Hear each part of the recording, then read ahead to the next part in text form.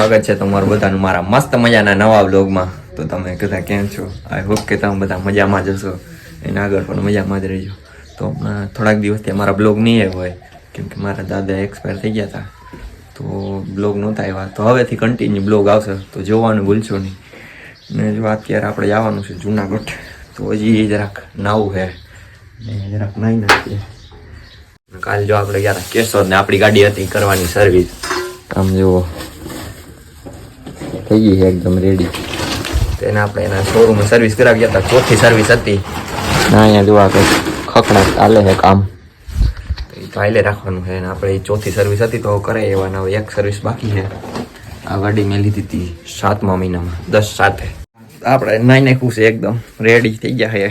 જો અહીંયા ઠેલા ભરાઈ ગયા છે, એમાં લોટ ને એવું બધું છે, તો હવે લઈને જવાનું છે. ને આપણે કંઈ વાળ તો બોરવા પૂરતું છે નહીં, તો એર કુલિંગ જેવું વાતાવરણ છે. ચશ્મા કાઢ્યા, ચશ્મા પહેરવા જો એના કાઢ્યા. અહીંયા આપણા છે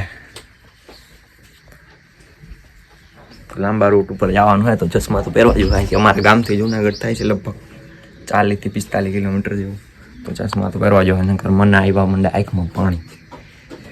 તો હવે નીકળીએ ને અત્યારે વાગવામાં થયા છે 9:15 જેવું થઈ ગયું ને તડકો થાય છે ધીમે ધીમે. જો આમ તડકો થવા માંડ્યો છે ધીમે ધીમે જોરદારનો. તો હવે ભાગ્ય. તો જો અત્યારે અમે આવી ગયા ભવનાથમાં. અહીંયા ઊભા છીએ અને જો અહીંયા બધા મંદિર છે સામે. અહીંયા સીધા ને જો આ ગાડી પડી છે અમારે પાર્ક કરી દીધી ને ઊભા આવે. ગરમી છે જોરદારની. અહીંથી જો આ દેખાય દેખાય ને, હા ત્યાં છે ગિરનાર.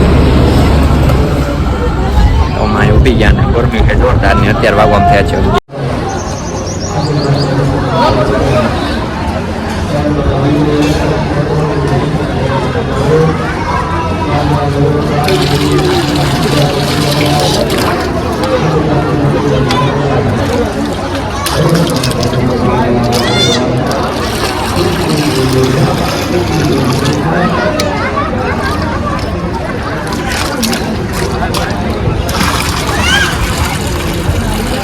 ત્યારે અમે આવી ગયા હતા દામોકુંડ ને જો અહીંયા કુંડા આમાં જુઓ ચારીકોર બધા નાય છે ના કુંડ છે એવડો મોટો. હું અહીંયા આવી ગયો હાથ પગ ધોવા ને અહીંયા પાણીમાં બધા જો ચારીકોર નાય જ છે. એમાં કુંડમાં નાહવાનું હોય ને અહીંયા ફૂલ પધરાવાના હતા મારા બાપુજીના. આવ્યા કહીએ અહીંયા સામે જો આ મંદિર છે એવડું મોટું જોવો તમે.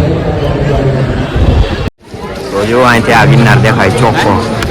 આ જો આ દેખાય ને એ ગિરનાર દેખાય. અહીંયા આવી ગયા ઉપર ને અહીંયા હતું આ મંદિર. આ મંદિરના ઉપર દર્શન કરવા આવ્યા હતા ને જો અહીંયા ઓલું આવ અહીંથી આ ઉપરના વ્યૂ ના સામે જો આ બધા પહાડ. આમાં ઓલા ફૂલ પધરાવાના હતા આમ પધરાવી દીધા ને આ જો સામે દેખાય ને ઈ છે ગિરનાર.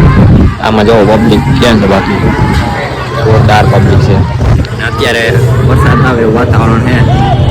અહીંયા ગામ પહાડ જ છે ચારી ઓર. અહીંયા મંદિર હતું પબ્લિક એમ જો જોરદારની.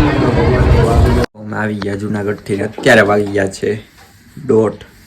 તો અમે આવીને જમી લીધું ને હવે જો અહીં બેઠો ને આખું બરે જોરદાર. કેમ કે પવન લાગે ને એટલે રેવાય નહીં. ને હું ચશ્મા ના પહેરું, મને ના મજા આવે ચાલુ ગાડીએ ચશ્મા પહેરવાનું. મને શું છે એની બધું ખરખું લાગે એટલે હું કોઈ દી ચશ્મા ન પહેરું. ને જુનાગઢમાં તો આમ છાંટા આવતા તો વરસાદ આવે એવું વાતાવરણ હતું મસ્તીનું. અહીંયા એવું કાંઈ નથી જોવા, પણ ત્યાં વાતાવરણ હતું મસ્તીનું. છાંટાઈ કરતા હતા જોરદાર. ને ત્યાંથી કામ પૂરું થયું એટલે ભાગ્યા સીધા. ત્યાંથી 11:30 જેવું થયું છે. ભાગ્યા છું 11:30 12. આ પીગા હતા 1 જેવું થઈ ગયું. અત્યારે વાગી ગયો છે 1:30. તો હવે ઘડીક વાર સુઈ જાય કેમ કે આખું બરે જોરદારની. અત્યારે વાગી ગયા હતા 4. અત્યારે જવાનું છે પાછું કેશોદ. આવું છે કેશોદ. હા કેશોદ જાવ. તો કેશોદનું કામ છે થોડુંક, તો એ કેશોદ જવાનું છે તો મળીએ. ને ગરમી છે ભાઈ જોરદારની, ફાડી નાખે એવી. આમ જો તડકો ને અત્યારે વરસાદ આવે વાતાવરણ નથી તો ગરમી છે જોરદારની, ફાડી નાખે એવી. ને અત્યારે વાગ્યા છે લગભગ 4 જેવું થયું છે. તો હવે કેશોદના કામ છે પતાવી આવીએ ને આપણે ઉઠી ગયા હતા તો કહ્યું ને તો ભાગ્ય કેશોદ. આપણે આવી ગયા હતા કહ્યું ના કેશોદથી ને અત્યારે વાગી ગયા 7:30. તો આપણે કેશોદમાં વકીલનું કામ હતું થોડુંક તો એ બધું પૂરું થઈ ગયું ને હવે જો અહીંયા પંખો ફિટ કરવાનો છે. જો અહીં પડ્યો છે સેટિયા, તેમાં કંઈક પ્રોબ્લેમ આવી ગયો તો તેને હેઠો ઉતારીને હમો કરાવી નાખ્યો છે. તો હવે એને ફિટ કરી દે. અને સૌથી પહેલાં તો કાઢવો જોઈએ ફ્યુઝ કાઢ્યા વગરનું કાંઈ કરાય નહીં, કેમ કે જો અહીંયા શેડા છે ને આમાં ગદનો શોટ આવે છે ને આ પંખો જરાક શોટ હોય એવું લાગે તો ગદનો શોટ આવે. એકવાર હું કરતો હતો ને મને ખબર છે શોટ લાગી ગયો તો એ કંઈ કરવું નથી. અહીંયા પંખો હાલે પણ એનો એટલો બધો પવન નથી આવતો.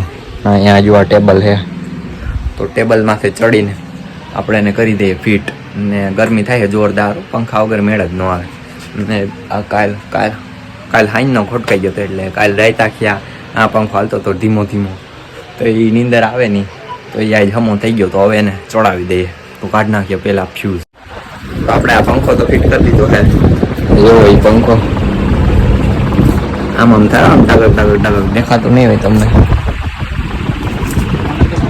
એ આમ ટકક થાય છે પણ એનો બોલ જરાક પેલો છે ને એ પંખાનો બોલ નથી નાખેલો. એમાં જે કાંઈક બીજો બોલ નાખેલો તો એ જ નાખ્યો હોય તો આજકાલ જરાક ડગે છે. આમ સેટેથી જોઈએ ને હરખું તો એ આમ થાય તો ભલે થાય. ને હવે માથે જરાક જેવું થયું છે. અહીંયા કામ ચાલુ થઈ ગયું ડુંગળી સુધારવાનું. બરાબર છે ને ભાઈ? આ શું છે ગરમી થાય તો જો ગરમી છે જોરદાર નહીં તો એ ભાઈ બેસી ગયા શોર્ટબોટ કાઢી ને ગરમી એવી છે. તો હવે આ જરાક પંખો થઈ ગયો હોય તો પવન સારો આવે છે. એનો પવન આવે જોરદારનો ફાડી નાખે એવો તો જમી નાખીએ. તો અત્યારે વાગવામાં થયા છે 9. તો આ બ્લોગને આપણે કરી દઈએ અહીંયા એન્ડ. જો આ બ્લોગ તમને ગમ્યો હોય તો મારી ચેનલને લાઇક શેર એન્ડ સબસ્ક્રાઈબ કરવાનું ભૂલતા નહીં. તો મળીએ નવા બ્લોગ સાથે કાલે. ત્યાં લગી બાય બાય.